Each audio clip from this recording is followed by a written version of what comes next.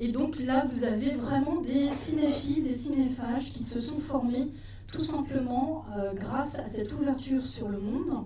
Et Kim Ji-woon, quand il est venu en fait en France, à Paris, c'était dans les années 90. Il avait commencé à faire des études en théâtre, mais il les a abandonnées. Et surtout, il a découvert un art qui était beaucoup plus proche pour son mode d'expression, le cinéma. Et ça tombait bien, c'était pendant les 40 ans des Cahiers du cinéma. Et donc, il a passé ces 3 mois dans le quartier latin, à la Cinémathèque française, et il voyait quasiment un film tous les jours minimum. Quand il est retourné en fait en Corée, il a fait un début de carrière donc au théâtre. Donc il est d'abord connu comme dramaturge, metteur en scène et acteur dans cette discipline, mais c'est surtout ce qui lui a mis le pied à l'étrier dans le cinéma, c'est d'avoir été l'assistant sur le film Young Lover de Lee Sung-soo. Et en 1994, il s'est essayé au scénario et il a envoyé un scénario au premier concours du prix Ciné 21 pour The Quiet Family et il a remporté le prix. C'est aussi quelqu'un, comme je vous le disais, donc de la génération 386 qui a aussi cette deuxième particularité d'avoir en fait une conscience politique. Alors, pour beaucoup de cinéastes sud-coréens, parler politique, c'est quand même un terrain glissant parce que c'est extrêmement clivant. On est souvent dans une sorte de binarité, est-ce que vous êtes pour ou contre quelqu'un ou quelque chose, mais une chose est sûre, Kim Ji-woon assume ses partis pris politiques et a milité, donc c'est la deuxième petite photo que vous voyez là, avec le panneau, c'était en faveur de la conservation des quotas des films sud-coréens sur les écrans parce qu'il y avait une déferlante de films américains.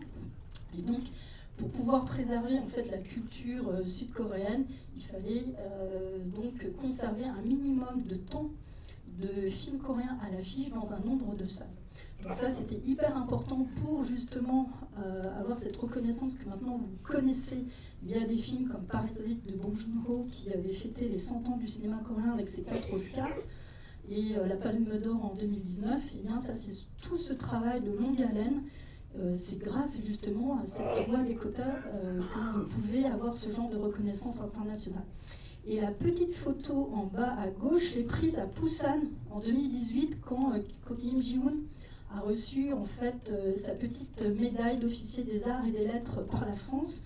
Il venait présenter un film qui s'appelle Ilang. Et du coup, là, sur cette petite photo, il me faisait un peu un coucou, donc j'étais un peu intimidée parce que je ne m'attendais pas trop à ça. Et tous les petits liens roses que vous voyez, vous pouvez prendre des photos si vous voulez du PowerPoint. Le but, c'est qu'avec la reconnaissance intelligente de vos smartphones, après, vous pouvez cliquer sur un lien, ça va vous emmener sur les vidéos par la suite. Donc, je vous ai mis la petite vidéo de son discours de récipiendaire de l'officier des arts et des lettres quand on était à Busan. Et puis, vous avez sa masterclass à la Cinémathèque qui avait été donnée. Et pareil, la petite publication anniversaire tout en bas, c'est le récap de sa filmographie. Alors justement, sa filmographie, vous le connaissez pour ceux qui m'ont dit que ce n'était pas la première fois qu'ils venaient voir un film de Kim Ji-woon. Il est surtout connu pour ces longs métrages-là, mais pas que. Là, on croit qu'il n'a pas beaucoup tourné, mais en fait, c'est une personne qui a quand même une filmographie assez conséquente. Donc là, je vous ai mis les longs métrages avec ce qui est envers le nombre d'entrées au box-office coréen. Et donc, vous voyez, tout à l'heure, je vous parlais de The Quiet Family, qui est sorti en 1998, et assez régulièrement, des longs métrages parsèment sa filmographie, avec, vous voyez, quand même une carrière en dents de scie, avec des succès plus ou moins confirmés, et surtout des insuccès. Donc, par exemple, je vous parlais de Ilan, quand on lui a remis son prix, sa petite récompense d'officier d'art et des lettres, ça a été son score le plus bas au box-office coréen. Ça n'avait pas bien marché, alors que c'était une œuvre très attendue, parce que c'est une adaptation de Jinro, le manga, qui a beaucoup marqué ma génération de jeunes adultes. Et du coup, ça n'a pas du tout fonctionné comme The Last Stand. C'est son ouverture à Hollywood, pareil, ça n'a pas du tout fonctionné. Là, le chiffre que je vous ai mis, 66 000 spectateurs, c'est seulement en Corée. c'est pas le box-office monde, par exemple. Mais il est surtout aussi identifié par ses compatriotes, pas forcément par nous, mais pour tout le reste de cette filmographie. Donc c'est surtout des courts-métrages, des séries, donc en Corée on les appelle les dramas, donc les K-dramas, et il aime beaucoup en fait alterner avec des moyens métrages. Donc c'est ce pourquoi c'est quelqu'un qui continue de toute façon à travailler, même si vous ne voyez pas beaucoup ses longs métrages. Eh bien, il continue à tourner pour la télévision, les plateformes. Là, vous voyez tout en bas à droite Dr. Brown sur une plateforme qui l'a un peu traumatisé, donc il s'est dit plus jamais je ne travaille avec eux. Ça a été beaucoup trop compliqué, mais il continue et en 2026 et 2027, on va pouvoir découvrir de nouvelles œuvres. Donc pareil, n'hésitez pas à être un peu curieux et à voir, certains de ces films sont disponibles sur des plateformes. Alors, le film que vous allez voir ce soir est en fait inspiré d'un courant qui s'appelle pour nous les Western Mandchou, mais moi je préfère les renommer les Eastern Mandchou, puisque ce sont des films tournés à l'Est et non à l'Ouest. Quand bien même ils reprennent des codes des westerns avec le petit chapeau, etc. Bon, moi personnellement je préfère dire Eastern Mandchou. Donc c'est toute une vague de films qui ont été tournés entre les années 60 et 70 pour un petit peu contrebalancer une lassitude par rapport à des films d'action, des films noirs, des thrillers. Et puis c'est surtout, c'est lié en fait à l'influence de ces petites vignettes que je vous ai mises là, pareil, de ces films qui sont vus par les réalisateurs, les producteurs et quelques spectateurs. Donc vous avez Shane aux États-Unis qui a beaucoup influencé les cinéastes sud-coréens, mais évidemment Akira Kurosawa, qui est vénéré parce que c'est un cinéaste immense avec des mises en scène prodigieuses. Et puis évidemment la trilogie du dollar qui a beaucoup influencé et impacté le monde entier. Et puis il y en a un qui se réclame d'un plagiat par justement la brute et le cinglé, qui est Sammo Hung, qui dit ça ressemble beaucoup à mon scénario, etc. Donc il se peut que Kim Ji-woon ait un peu piqué chez moi, donc c'est la dernière vignette que vous avez à droite. Donc je l'ai quand même mis dans le panel. Allez le voir, le film, faites la comparaison, vous verrez de vous-même s'il y a plagiat ou pas. Mais toujours est-il que de toute façon, les œuvres circulent. Elles se voient d'une façon ou d'une autre. On n'a pas attendu Napster ou Netflix pour du piratage ou voir du streaming. Les gens arrivaient à voir d'une façon ou d'une autre des films d'ailleurs, et donc ont été des éponges et ont ingurgité, ont été influencés par ce qu'ils voyaient. Et effectivement, comme la mise en scène est excellente, eh bien, on a envie de faire pareil, ou mieux, ou si on n'est pas doué, un peu moins bien. Et toujours est-il que ça a donc donné toute une série de films qui vont mener au bon La Brute et le Cinglé. Donc les années 60 et 70 sont très très courtes, 2 décennies assez compactes. Vous avez tous ces Eastern Mandchou. Donc là, pareil, je vous ai mis toutes les références avec les entrées en vert. Alors, ce sont les statistiques officielles des archives nationales de la COFA.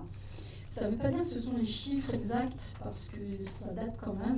Donc, ce sont des arrondis, donc eux-mêmes, ils mettent 50 000, 100 000, mais c'est peut-être un peu plus, peut-être un peu moins. Et pareil, là, vous avez les petits liens en rose, c'est les films légaux sur la chaîne YouTube de la COFA.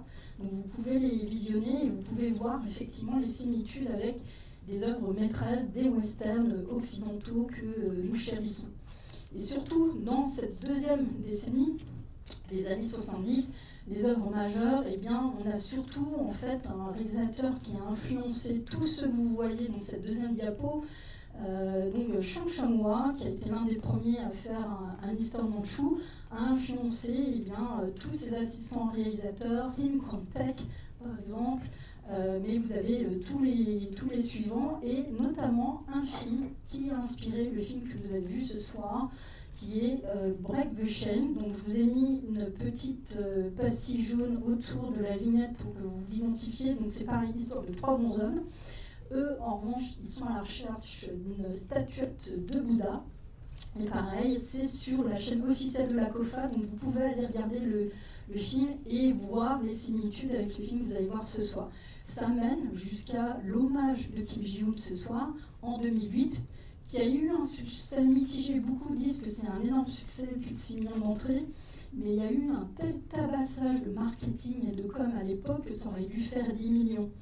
Donc, quand bien même c'est un chiffre important de fréquentation, ça aurait pu faire mieux, ça aurait pas pu faire le double.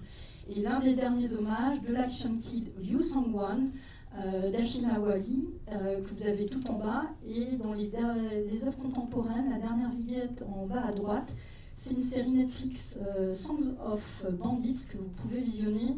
Alors là, ça n'a plus la même esthétique, hein. Tout est propre, tout est lisse, tout est un peu trop beau, mais pareil, ça reprend les codes du Western Manchu ou Eastern Manchu. Je vous demandais qui avait vu Le Bon, la Brute et le Truand, parce que l'un des hommages évidents est ce film, même si c'est globalement la trilogie du dollar de Sergio Leone. Mais c'est ce film dont on fait un deuxième hommage après Break the Chain dont je vous parlais un instant. Et donc ce que vous allez trouver comme similitude, évidemment, au-delà du titre, c'est la reprise des personnages. Donc personnages mythiques, cultissimes, donc Clint Eastwood qui joue le même personnage de l'homme sans nom, mais qui a quand même un petit nom dans la VF ou la version américaine. Et en dessous, je vous ai mis les équivalents donc, du cast du film sud-coréen de ce soir. 3 stars incontournables de l'époque au cinéma sud-coréen, donc Jeon Woo-sang, Lee Byung-hun et Song Kang-ho.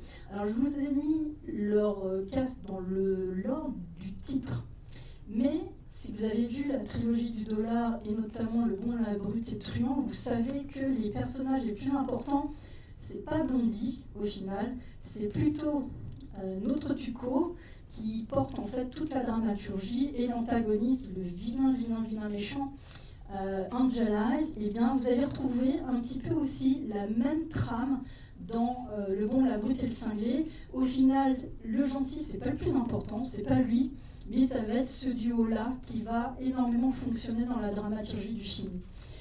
Beaucoup de gens se réfèrent aux scènes cultes de la trilogie du dollar et du Bon, la Brute et le Truand par ces duels, ces confrontations, ces gunshots et ces séquences armées.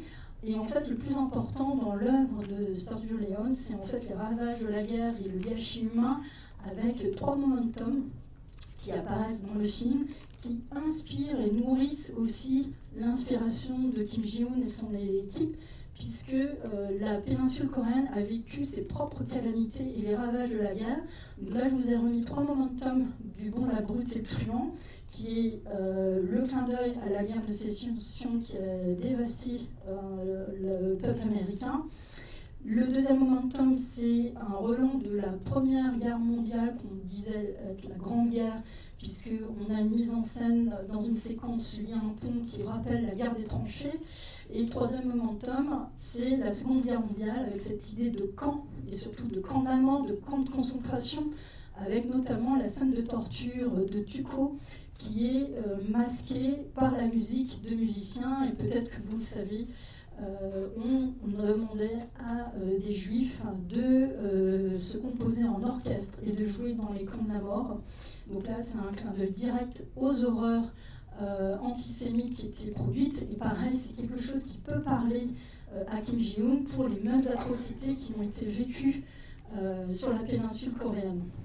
Alors souvent, quand j'essaie d'expliquer le contexte historique de la péninsule coréenne, on reprend souvent l'image d'une petite crevette entre 2 baleines. J'ai fait 2 petites baleines et une petite crevette. La baleine qui est là, c'est l'Empire chinois. La baleine qui est là, c'est l'Empire japonais. Et cette petite péninsule coréenne, je vous ai repris la carte du film, exactement, pas du tout une carte Google Maps, pour vous montrer que la position stratégique en fait, de la Corée a toujours intéressé, puisque c'est en fait un lieu d'attache sur le continent pour l'invasion de l'Empire colonial japonais, et surtout une base arrière pour tout le continent, que ce soit la Russie ou la Chine. Là, je vous ai repris des petites photos de production. Donc là, pareil, vous avez tout le contexte historique. Je ne vais pas vous refaire l'histoire de la Corée du Sud, mais ce qu'il faut en fait retenir, c'est que c'est une péninsule qui, au travers des siècles, a subi de longues invasions, qu'elles soient mongoles, qu'elles soient japonaises, qu'elles aient eu des assimilations culturelles de la part de la Chine, puisque la Corée était vassale de l'Empire chinois, et que, pareil, elle a eu un phénomène d'occidentalisation avec l'arrivée des Européens et des Américains. Donc là, vous avez un peu tous les moments clés des tragédies de la péninsule coréenne pour vous amener au contexte du film. Le film se passe en 1930 et donc vous avez toutes ces péripéties qui arrivent à ce momentum de 1930. C'est la Mandchourie est un territoire stratégique puisque avec l'occupation de l'empire colonial japonais à partir du XXe siècle, eh bien, plein de Coréens ont fui la péninsule coréenne pour se réfugier justement en Mandchourie. Et notamment après d'autres péripéties et tragédies, quand il y a eu en fait des soulèvements et un mouvement qui a donné naissance au gouvernement coréen provisoire le 19 mars 1919, sous la direction de Lee Syngman, eh bien, nous avions toute une histoire qui a proliféré des légendes et des fantasmes sur cette résistance coréenne. Et c'est ça qui a donné en fait toute une littérature et un cinéma par la suite sur ces héros résistants. Hein, c'est un peu le bataille de Gaulle de ce moment. Et ben, eux, ils l'ont fait aussi. L'adaptation narrative que vous avez ce soir, qui, alors, à contrario du Bon et la Brute et le Truand qui prend une énorme place dans le film, et bien là, elle est un peu plus légère. Donc c'est pour ça que je me permets de vous la rappeler parce que le film va être plus porté sur l'action, mais sur cette idée eh bien, que nous avons des apatrides et que pour s'en sortir, eh bien, c'est l'argent. Et de toute façon, à quoi bon acheter une terre colonisée? Ça va être un petit peu toute la dramaturgie en fil ténu du film. Donc là, c'est l'un des personnages qui se demande à quoi ça sert de rester en Corée puisque ce n'est plus leur pays. Donc pareil, là, je vous ai fait un petit rappel sur cette figure en fait héroïque du chasseur que représente le personnage que je vous ai mis en photo juste avant, qui est soi-disant le bon dans le film. Donc ça a vraiment existé, en fait, ces chasseurs qui étaient là pour justement prêter main forte dans des situations très particulières, donc avec des personnes qui ont réellement existé comme Hong Bong-do.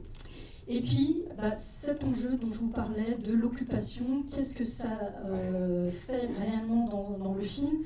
Eh bien, c'est vous parler de ce que la colonisation, c'est l'accaparement, c'est montrer que la puissance colonisatrice est une puissance moderne, puisque vous allez voir dans les batailles, l'armée japonaise est lourdement armée, qu'elle a la possession d'une technologie et d'un savoir. Et peut-être la réflexion que vous allez faire à la fin du film, c'est qu'on vole l'avenir aux Coréens et aux Coréennes, et peut-être une incompréhension va peut-être naître de votre réflexion, c'est sur l'enjeu du trésor qu'ils sont en train de poursuivre, qui est en fait la source vitale des revenus pour le Japon, et que les Coréens en sont complètement dépossédés. Vous allez avoir une mise en scène qui va mettre en place une vision épique. Donc là, je vous ai remis un petit peu les chiffres magiques du film. Alors, le nom alternatif du film, au lieu d'être le bon, la brute et le cinglé, c'est nom, nom, nom, nom. Ce type, c'est en fait le petit caractère en angle que vous voyez là, qui est repris 3 fois. Nom, nom, nom, nom. Ce type. Donc ça va plus vite que dire le bon, le brut et le cinglé. Ça a été l'un des tournages les plus coûteux, environ 12 millions d'euros, un très long tournage, notamment en Chine, à Dunhuang, et sorti exactement il y a 18 ans. Ça a eu pas beaucoup d'entrées en France, mais pareil, c'était aussi les débuts des gros films coréens en France, donc on n'était pas encore au succès de Parasite avec plus d'1 million d'entrées comme on l'a eu il y a quelques années. Et il y a plusieurs versions qui existent, donc celle que vous allez voir, c'est celle de 139 minutes ce soir. Vous allez avoir une reprise des codes du western, mais pareil, avec une façon de mettre en scène de Kim Ji-hoon très particulière, où vous allez avoir un florilège de techniques de mise en scène, avec des techniques comme du travelling compensé, du zoom, des zooms, alternance gros plan, plan d'ensemble, comme il y a dans beaucoup de westerns. Et puis, je vous ai mis, pour vous faire un petit peu plaisir, la vision. Imoge, c'est le directeur photo de ce film-là. Alors, peu le connaissent par son nom, mais je pense que vous avez déjà vu ses films. Donc là, je vous ai mis sa filmographie. Il a commencé avec Hong Sang-soo, La Vierge mise à nu par ses prétendants. Mais vous avez certainement dû voir des films de Lee Chang-dong, Oasis ou Peppermint Candy, ou notamment Pandémie, ou Wai Monster Boy, ou très récemment Sobok, ou Hunt, ou Exuma, ou Yadang dans le festival film coréen à Paris, notamment. Vous pouvez retrouver les liens. Et je vous ai remis, pour vous faire un petit peu plaisir, eh bien, des photos de production. J'ai fait vraiment une toute petite sélection parmi les 2140 photos. Donc là, vous allez voir un film qui va mettre en scène eh bien, une énergie sous la forme d'un road movie, une mise en scène de la cavale, de la fuite, de l'échappée, la poursuite, la traque, le mouvement pur, qui va tout simplement incarner une des répliques d'un des protagonistes. Si tu poursuis une chose pour l'obtenir, une autre chose te poursuivra. La vie, c'est une course-poursuite sans fin. Donc là, je vous ai mis des petits documents exclusifs de production sur les intentions esthétiques, de tournage, pour vous montrer un peu l'ampleur, le gigantisme, parce que c'était vraiment le plus gros film de l'époque qui avait été tourné. Donc là, c'est pour vous donner un peu le look and feel de ce qui se passait et de en fait, le gigantisme de cette aventure. Et pour terminer, eh bien, je vous ai remis, pareil, si vous voulez approfondir, je vous ai mis un petit peu l'équipe sur cinémacoréen.fr. Vous avez un petit module avec un outil de recherche, donc vous tapez le nom ou le titre. Et donc, dans le cast, vous avez, donc, je vous disais, John Mousson qui va jouer le bon, Lee Byung-hun, dont pareil, c'était l'anniversaire il n'y a pas longtemps, Song Kang-ho, vous avez forcément vu dans Parasite notamment, ou The Host et plein d'autres films, mais je vous recommande Secret Sunshine, c'est un de mes préférés. Et des seconds couteaux qui ont débuté leur carrière et qui maintenant sont les incontournables du cinéma coréen. Donc vous avez Oh Dal-soo, que vous voyez surtout chez Park Chan-wook, Ma Dong-sok, qui est le monsieur Tatan avec la franchise Roundup, ou Lee Sang-min, qui est un de mes acteurs préférés, et Kwak Do-won, qui était le policier dans The Stranger de Na Hong-jin, un des films préférés. Et le petit dernier dont je voulais vous parler subrepticement, Dal Palan, qui est en fait le compositeur de musique, pareil, un incontournable de l'industrie sud-coréenne. Et on va terminer sur, on va vous en mettre plein les mirettes, hein, voilà, pour vous faire plaisir, les petites palmettes en choco de Lee Byung-hun. Donc je vous souhaite un très très bon film, bonne séance. Et puis, je peux vous retrouver à la fin du film, en haut, à la sortie, si vous voulez me dire ce que vous avez pensé du film, etc. Voilà. Bonne séance.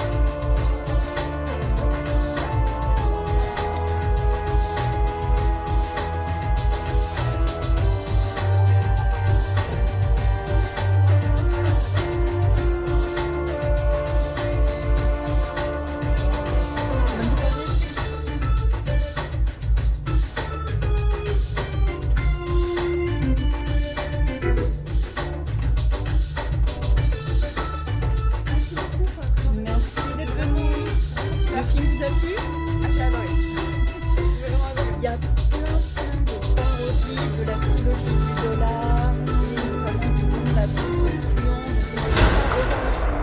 Il va ressortir en version restaurée prochainement. Et comme ça, vous pourrez voir tous les hommages que Kim Ji-woon a fait directement dans son film.